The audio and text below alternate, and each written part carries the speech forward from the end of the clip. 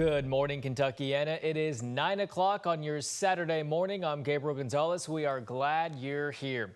Today is a big day for St. Joseph's Children's Home, their 176th picnic.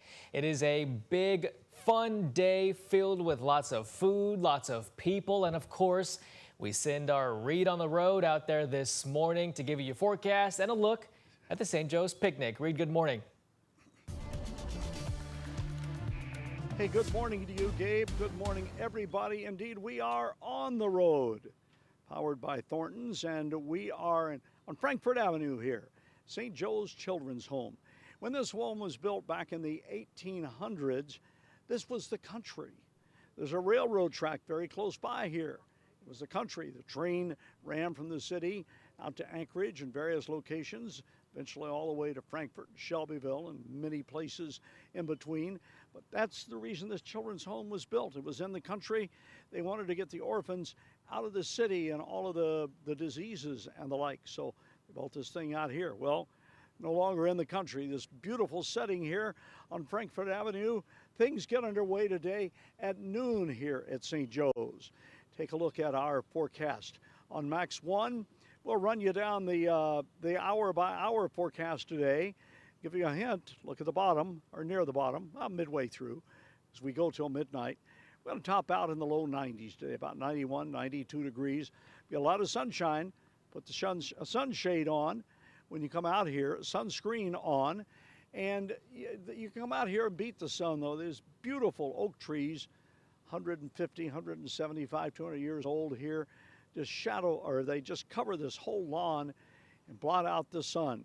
A lot of things to see and do here. Of course, booths, and more booths of all kinds. Behind me is the ladies, St. Joe's Ladies Sewing Society booth. Turn around, ladies. We got you on TV here. Good morning, everybody. They're getting ready. Spin it and win it for a quarter. You lay down, your number comes up. You win a pillowcase here, and it's hand sewn by the Ladies Sewing Society.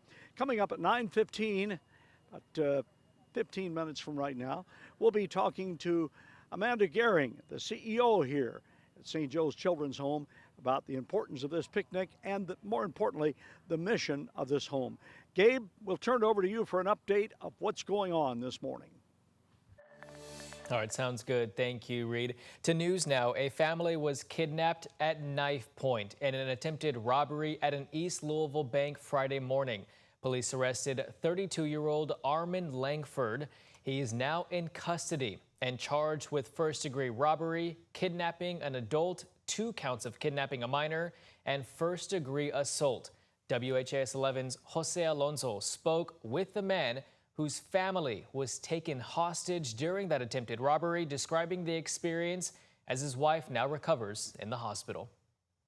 A shocking scene unfolding at a PNC bank next to Oxmoor Center Mall in East Louisville. There's not a lot really that I can process past just merely just anger. Brandon Strong at the scene of where police arrested a man who took his family at knife point. After speaking with his wife who underwent surgery for her injuries, he tells us how it all started. He opened the back door and told them to get in the car. That was what it is. He got them in the car. They drove to the bank. He held a knife at her the whole time. He was telling her to drive faster. She was saying, I have to go the speed limit. Please don't hurt me. Please do not do anything to my children. Please don't hurt me. LMPD released these pictures of the suspect at the bank's drive-thru. He was in the back seat and she was in the driver's seat. And he had the knife to her, and he told the teller, if you don't give me $20,000, I'm going to kill her.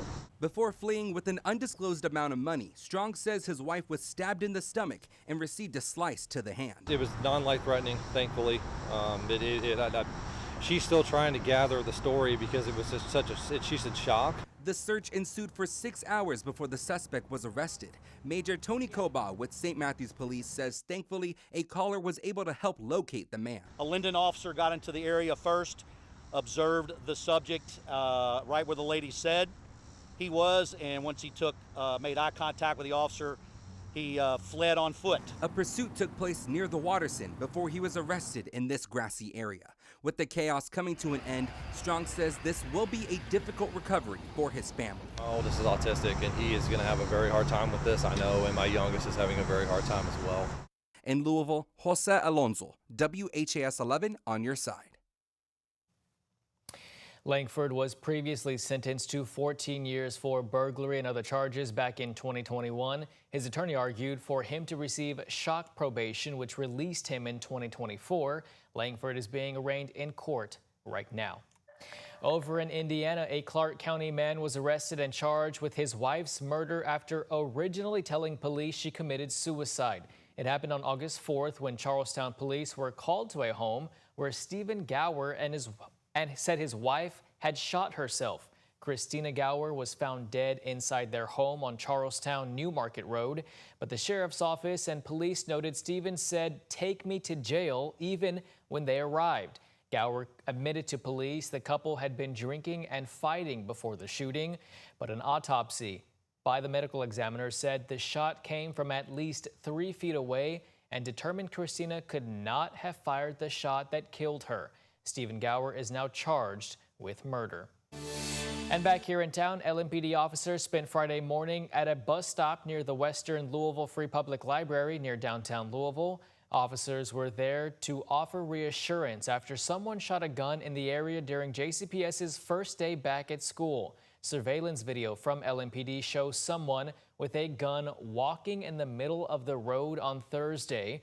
Police say after the shooting, the person ran from the area, which was just a block from Central High School and Coleridge Taylor Montessori Elementary. Police don't believe any students were being targeted and nobody was hurt. Anyone with information is encouraged to call the anonymous tip line at 574 LMPD. And we have a health alert for you this morning. Louisville Metro Department of Public Health and Wellness confirmed this year's first case of West Nile virus in Jefferson County. Due to privacy, all we know is the person infected lives in Louisville.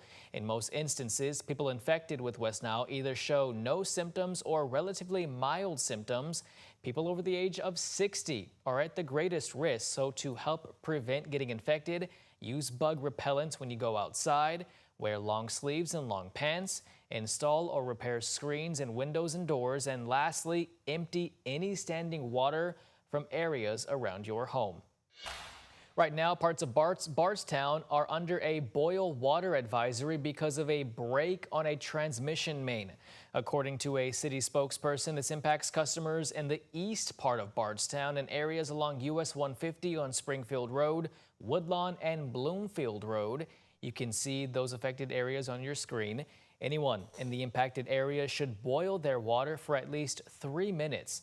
Your water may appear milky due to air in the pipes as a result of the low pressure during the leak, and this could last for 2 to 3 days. And we are remembering English Volunteer Fire Department Fire Chief Mike Benham. According to the fire department, Chief Benham passed away on Thursday. He spent 50 years as a member of the fire department in Crawford County, Indiana. It is unclear how he died. Funeral arrangements have not been announced. Chief Benham was 70 years old.